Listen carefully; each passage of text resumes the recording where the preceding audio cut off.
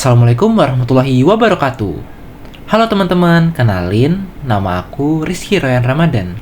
Aku kelas 12 dan kali ini kita akan membahas tentang akhlak tercela dari materi kelas 12 Akidah Akhlak. Langsung aja yuk teman-teman, kita masuk ke pembahasannya. Oke teman-teman, jadi akhlak tercela yang akan kita bahas yang pertama adalah nifak. Nifak itu apa sih? Jadi, secara bahasa atau etimologi, nifak berasal dari bahasa Arab, yaitu akar kata dari nafako, yang berarti menyembunyikan sesuatu, atau masuk dari satu sisi dan keluar dari sisi yang lain. Dalam konteks bahasa, nifak menggambarkan tindakan bersembunyi atau berpura-pura. Dan secara istilah atau terminologi, dalam terminologi syariat, nifak merujuk pada sifat seseorang yang secara lahiriah menampakkan keimanan, tetapi hatinya menyembunyikan kekufuran. Dan orang yang biasanya memiliki sifat nifak disebut orang yang munafik. Orang munafik ini cenderung ketika di depan manusia lain, mereka akan bersikap baik, menjaga tutur kata, dan sebagainya. Tapi ketika tidak ada orang sama sekali, atau ketika mereka sendirian, mereka akan melakukan hal-hal yang dilarang oleh Allah. Dan dalam hati mereka tuh ada keraguan gitu teman-teman. Jadi, apa sih yang bisa kita lakuin supaya kita tidak terjerumus dalam akhlak tercela tersebut? Ada 3 cara nih yang bisa teman-teman lakuin. Yang pertama, yaitu kalian harus jujur dalam setiap perkataan dan perbuatan kalian. Dan yang kedua, kalian harus selalu menepati janji dan bersikap amanah. Ketika kalian berjanji kepada seseorang dan kalian dititipi amanah, kalian harus menjaga kedua hal tersebut dengan hidup kalian bahkan. Dan yang ketiga, yaitu meningkatkan keimanan, ketakwaan, dan rasa tanggung jawab supaya kita bisa terhindar dari sifat nifak tersebut. Gitu teman-teman. Dan sifat nifak ini juga dimention nih sama Al-Quran dalam surat An-Nisa ayat 145 yang berbunyi, A'udzubillahi minasyaitonirrajim, Bismillahirrahmanirrahim.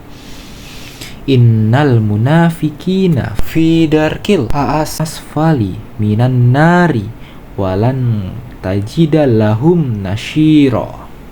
Yang artinya, sesungguhnya orang-orang munafik itu ditempatkan pada tingkatan yang paling bawah dari neraka, dan kamu sekali-kali tidak akan mendapat seorang penolong pun bagi mereka. Ayat tersebut bisa kita simpulin kalau ini adalah ayat yang mengancam orang-orang yang berperilaku nifak teman-teman, atau orang-orang munafik. Serem banget ya teman-teman ayatnya. Sampai kita diancam kalau kita berbuat nifak, kita akan mendapatkan siksaan di bawah neraka yang paling dalam, dan tidak ada satu orang pun yang bisa menolong kita. Dan ada hadis pula yang diriwayatkan oleh Abu Hurairah radhiyallahu anhu, Rasulullah shallallahu alaihi wasallam bersabda, ada 3 tanda orang munafik. Apabila ia berbicara, ia berbohong. Apabila ia berjanji, ia mengingkari.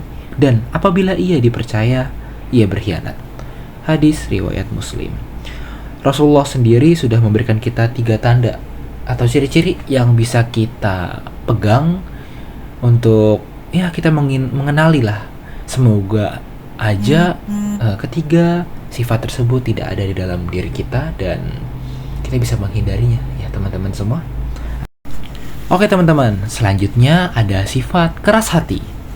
Keras hati secara bahasa diambil dalam bahasa Arab yang dikenal dengan istilah qaswatul qalb, yang berasal dari kata qasiyah yang berarti keras atau kaku, dan dari kata qalb yang berarti hati. Qalb dari kolbu gitu ya teman-teman. Secara harfiah, qaswatul qalb berarti hati yang keras atau hati yang tidak peka. Dan secara istilah, keras hati adalah kondisi di mana seseorang sulit menerima kebenaran yang datang dari Allah dan Rasul-Nya. Orang-orang yang keras hati, teman-teman, cenderung merasa benar sendiri. Dan ketika ada teman ataupun seseorang mengingatkan mereka nggak akan serta-merta menerima hal tersebut meskipun hal tersebut baik bagi mereka. Nah, kondisi tersebutlah yang disebut dengan keras hati, teman-teman. Tidak mau menerima nasihat dari orang lain atau bebal, istilahnya seperti itu. Dan semoga kita tidak terpengaruh dengan sifat tersebut. Ada beberapa cara nih, ada 3 cara yang bisa kita lakuin. Yang pertama yaitu selalu bersikap rendah hati dan menerima nasihat, teman-teman. Karena sebagai manusia, kita tuh tentunya tidak luput dari kesalahan. Jadi kita harus senantiasa rendah hati, menerima nasihat dari orang lain, supaya kita bisa senantiasa memperbaiki diri kita, teman-teman. Yang kedua yaitu memperbanyak zikir dan ibadah. Zikir dan ibadah itu hal yang penting nih, teman-teman, supaya kita lebih dekat kepada Allah, supaya kita lebih tahu kalau kita tuh cuman manusia biasa nih. Kita juga banyak kekurangan.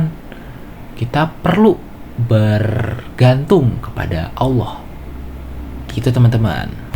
Dan yang terakhir yaitu membiasakan diri mendengar kebenaran dari Al-Quran, hadis, dan ulama. Karena kita tuh kita sebagai manusia tuh memiliki bias kognitif informasi nih, teman-teman. Jadi kadang kita bisa menilai suatu informasi itu benar karena penilaian kita tuh bias. Jadi kita butuh fakta yang konkret atau dapat dipercaya, dan ketiga sumber ini menjadi fakta yang bisa kita pegang nih, atau apa ya istilahnya tuh, pegangan Al-Quran, hadis, dan ulama. Ketiga ini bisa banget nih kita pegang ke originalitasnya nih. Gitu, teman-teman. Langsung aja yuk lanjut ke dalil yang membahas tentang keras hati. Waduh, dalilnya agak nggak kebaca ini, teman-teman ya. Maaf banget nih, teman-teman, karena sepertinya kanvanya agak error nih. Saya juga baru lihat dan nggak bisa dibaca nih redaksinya. Takut salah sebut, jadi langsung aja ya saya artiin aja. Kalian bisa baca langsung. Ayat tersebut ada di surat Al-Baqarah ayat 74. Yang artinya, kemudian setelah itu hatimu menjadi keras seperti batu, bahkan lebih keras lagi.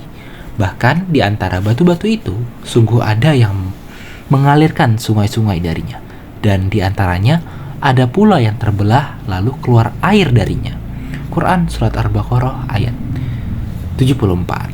Dari ayat tersebut dapat kita interpretasi ini, teman-teman. Kalau kalau hati kita tuh bisa loh, teman-teman, lebih keras dari batu. Batu kan udah keras banget nih. Nah, hati kita tuh bisa lebih keras dari batu, dihiaskan di Al-Quran. Dan batu itu pun sebenarnya bisa dibelah loh, teman-teman, secara terus-menerus menggunakan air. Dan begitu pula hati kita.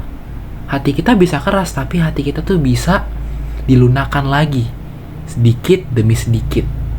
Ya, secara harfiah, ya kan? Tapi kalau batu kan pakai air. Kalau hati kita tuh dengan mendekatkan diri kepada Allah Subhanahu wa Ta'ala. Gitu, teman-teman. Langsung aja kita ke hadis dari Rasulullah SAW bersabda, tidak akan masuk surga orang yang di dalam hatinya terdapat kesombongan, walaupun seberat biji sawi. Hadis riwayat Muslim.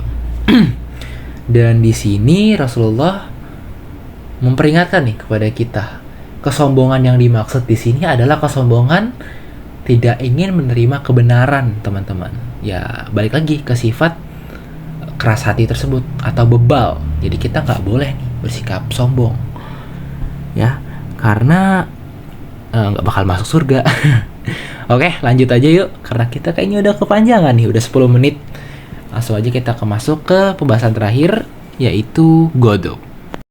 Godop secara bahasa berarti kemarahan atau kegeraman yang berlebihan. Dalam konteks bahasa, godop menunjuk pada emosi negatif yang muncul ketika seseorang tidak mampu mengontrol amarahnya. Dan secara istilah, godop merujuk pada kondisi emosional yang ekstrim di mana seseorang kehilangan kendali dan dapat melakukan tindakan yang membahayakan diri sendiri atau orang lain. Godop ini bisa dibilang adalah kemarahan yang meledak-ledak nih, teman-teman. Dan itu termasuk ke sifat yang tercela, karena tidak boleh nih kita marah yang meledak-ledak. Amarah itu harus senantiasa kita redam karena amarah adalah bagian dari hawa nafsu. Dan saya pernah baca untuk meredam amarah ada beberapa hal yang bisa kita lakukan, dan ya seperti berubah posisi, berwudu dan lain sebagainya. Di sini ada cara mencegah nih supaya kita terhindar atau ya mengurangi lah marah-marah yang terlalu meledak-ledak nih teman-teman. Yang pertama, tentunya kita harus menahan diri saat marah. Ya, misalnya dengan diam atau merubah posisi tubuh seperti yang saya bilang tadi. Ketika kita marah, usahakan beristighfar, tahan teman-teman. Karena ketika marah itu nggak ada hal yang bisa kita ambil ya. Marahnya mungkin bukan marah yang mendidik, tapi marah yang meledak-ledak, yang menghancurkan diri sendiri atau orang lain. Jadi di sini kita bisa diam atau merubah posisi tubuh kita. Dari yang semula berdiri misalnya, kita bisa duduk. Jika duduk masih marah, bisa berbaring teman-teman. Lalu yang kedua yaitu memperbanyak wudu, karena marah datang dari syaitan yang terbuat dari api. Betul, dengan air wudu kita bisa meredam amarah yang meledak-ledak. Dan yang ketiga yaitu mendalami ilmu sabar dan membaca Al-Quran dan mempelajari akhlak Rasulullah. Ya di sini ada harus sabar teman-teman, lalu membaca Al-Quran, karena dengan membaca Al-Quran kita bisa memberikan ketenangan buat hati kita dan meneladani akhlak Rasulullah. Rasulullah sendiri terkenal sebagai orang yang lembah lembut dan tidak pernah marah yang meledak-ledak nih teman-teman. Marahnya Rasulullah itu ya, indah sekali lah pokoknya. Kalian bisa pelajari sendiri ya teman-teman.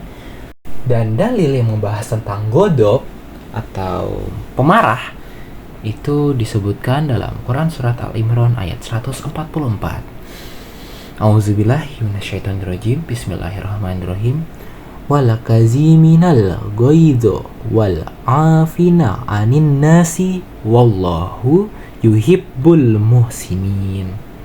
Yang artinya, dan orang-orang yang menahan amarahnya dan memaafkan kesalahan orang lain, Allah menyukai orang-orang yang berbuat kebajikan. Quran surat Al-Imran ayat 134. Di sini Allah memberitahu kita dan memerintahkan kepada kita untuk menahan amarah kita teman-teman, dan tentunya memaafkan kesalahan orang lain. Dan Allah sesungguhnya menyukai orang-orang yang berbuat kebajikan. Itu yang bisa kita dapat dari ayat tersebut. Dan ada hadis dari Rasulullah SAW yang berbunyi, orang yang kuat bukanlah yang pandai bergulat, tetapi orang yang kuat adalah orang yang mampu menahan amarahnya. Hadis riwayat Bukhari dan Muslim. Dari hadis tersebut, Rasulullah sendiri mengingatkan kepada kita, orang yang kuat bukanlah orang yang jago bergulat atau berantem dan sok kuat dan sebagainya nih teman-teman. Orang yang kuat adalah orang yang bisa menahan apa? Menahan amarahnya, menahan nafsunya. Itulah definisi orang-orang yang kuat menurut Rasulullah. Oke teman-teman, jadi tadi kita udah belajar banyak hal nih. Nah ini ada 3 kesimpulan yang bisa kita tarik dari pembelajaran hari ini. Yang pertama, sifat nifak, keras hati, dan godop adalah sifat tercela yang harus kita hindari teman-teman. Udah tahu ya tadi 3 sifat itu? Dan kesimpulan kedua yaitu mencegah sifat ini memerlukan kesadaran diri, keimanan, dan upaya secara terus-menerus untuk memperbaiki akhlak. Karena akhlak seseorang itu ditempa teman-teman, jadi butuh waktu secara konsisten dan dedikasi yang kuat. Kita harus terus-menerus muhasabah diri, memperbaiki diri, selalu ingin jadi orang yang lebih baik lagi. Dan yang terakhir, dengan mengikuti ajaran Al-Quran dan hadis, kita dapat menjadi pribadi yang lebih baik dan diridhoi, insya Allah ya, diridhoi oleh Allah Subhanahu wa Ta'ala. Itu dia teman-teman 3 kesimpulan yang bisa kita tarik. Dan terima kasih banyak nih teman-teman yang udah menyimak sampai habis. Video kita lama banget nih teman-teman, sekitar 15 menit. Semoga kalian betah nonton video ini dan semoga video ini bermanfaat buat kalian. Saya Rizky Royan Ramadan, pamit undur diri. Tetap istiqomah dalam jalan kebenaran.